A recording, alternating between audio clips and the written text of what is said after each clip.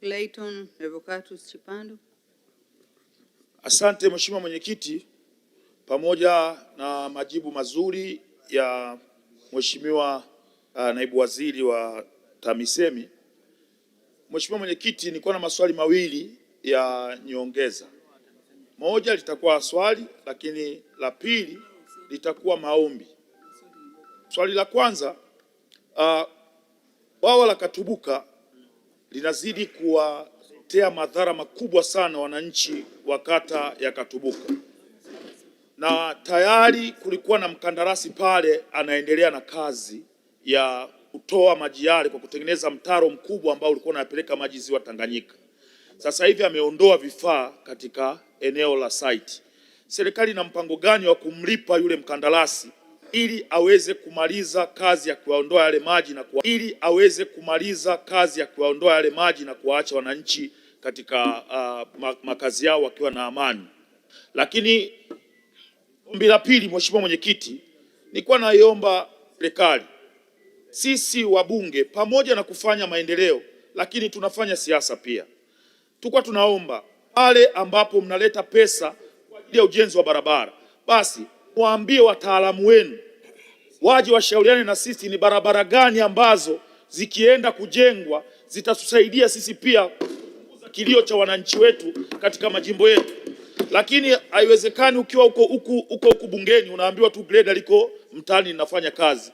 Unaweza kukuta hiyo barabara inayojengwa ni barabara ambayo kwenye ahadi zako kwa wananchi wako haina umuhimu kama kuna barabara zingine. Kwa mfano, kwa ruhusa yako Mwenyekiti, naomba nimtajie barabara 5 ambazo hata nikifa leo naomba zijengwe katika jimbo la Kigoma mjini.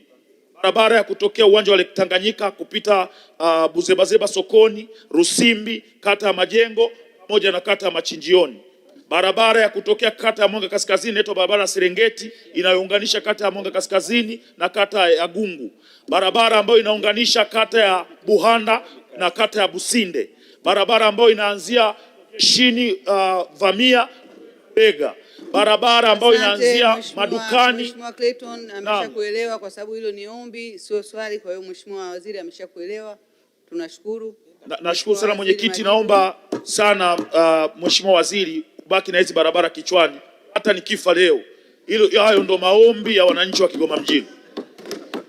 Mheshimiwa Waziri, majibu.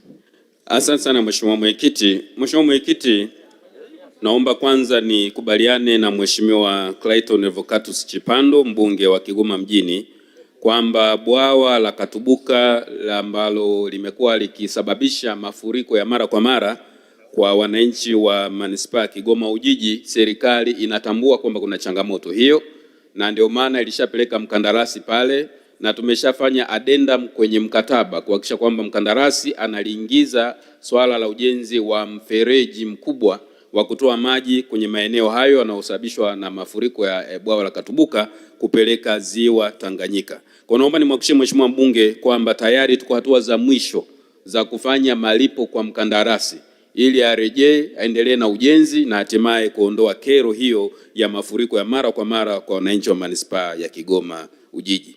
Ni swala la pili, Mheshimiwa Mwenyekiti, ni kweli kwamba kuna fedha ambazo zimeendelea kupelekwa za ujenzi wa barabara kwenye majimbo yote kote nchini likiwemo jimbo la Kigoma mjini, na hivi karibuni jimbo la Kigoma mjini imepelekewa jumla shilingi milioni 898 kwa ajili ya kujenga lami ya Baptist mita 800, lakini shilingi milioni 450 kwa ajili ya kujenga barabara ya Zuru kiwango cha zege mita 420, na bajeti ya Kigoma mjini imeongezeka kwa mwaka 2025-26 kutoka bilioni 3.2 za mwaka uliopita mpaka shilingi bilioni 5.33.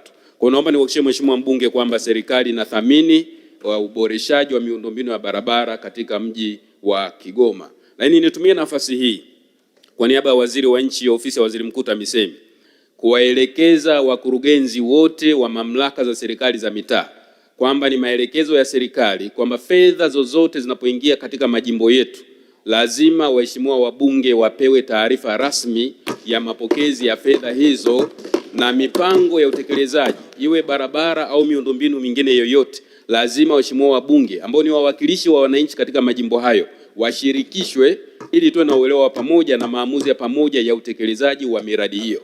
Na swala hili limetolewa maelekezo mara kadhaa. Ni kuhakikisha tu Mheshimiwa mbunge na waheshimiwa wabunge tutafuatilia kwa karibu na tutachukua hatua kwa wakurugenzi na watendaji ambao hawatatekeleza maelekezo haya ya serikali. Asante.